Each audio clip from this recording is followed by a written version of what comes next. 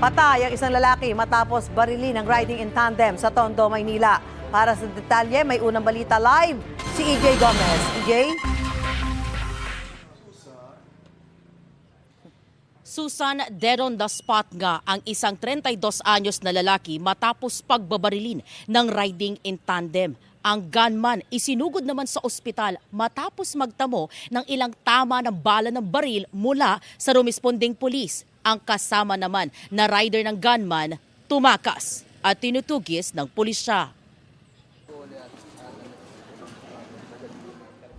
Duguan at wala ng buhay ang isang lalaking nakitang nakahandusay sa kalsada sa Gagalangin, Tondo, Maynila pasado alas 2 ng madaling araw. Ayon sa pulisya, ang 32 anyos na biktimang sakay ng motorsiklo pinagbabaril ng riding in tandem sa bahagi ng Cavite Street. Sa ulo, tinamaan ng biktima. 40 caliber na baril ang ginamit ng sospek ayon sa pulisya. Nagkalat sa crime scene ang ilang basyo ng bala. Yung narinig ko yung unang putok ng baril, pagtingin ko may nakabulagtana na motor, nakabagsak na yung biktima, di ba? Bumaba pa siya, binaril pa niya ng 3 beses pa yata. Tapos, pinagbabaril pa niya. Isang rumorondang pulis din daw ang nakasaksi sa pamamaril at agad rumisponde.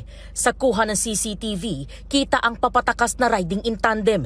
Tumatakbo ang gunman na pasakay sana sa motorsiklo. Pero bumagsak siya matapos barili ng pulis. Nakatakas ang kasama niyang rider. Nagtamo ng mga tama ng bala ng baril ang gunman sa likod at balikat ayon sa pulisya. Isinugod sa ospital ang gunman. Kwento ng kaanak ng biktima, nalaman nila ang nangyari ng puntahan at gisingin sila ng kaibigan nito alas 2:30 kanina.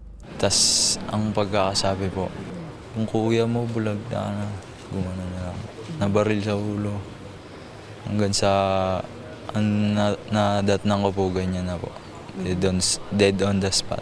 Siyempre po mahirap kasi siya lang din naman ang katulong ng nanay ko. Meron din po kasi siyang nahuli lang 2 anak, 2 pamangkin.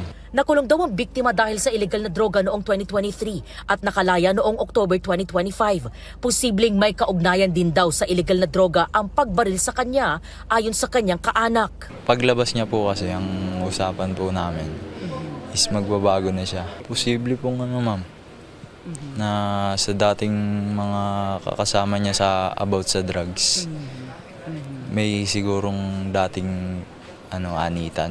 Yung biktima hindi taga rito, taga Barangay 155 dito sa may Rahabago. Tapos yung suspect hindi rin taga rito. First time lang dito nangyari ang ganyan. Itong lugar namin medyo tahimik talaga.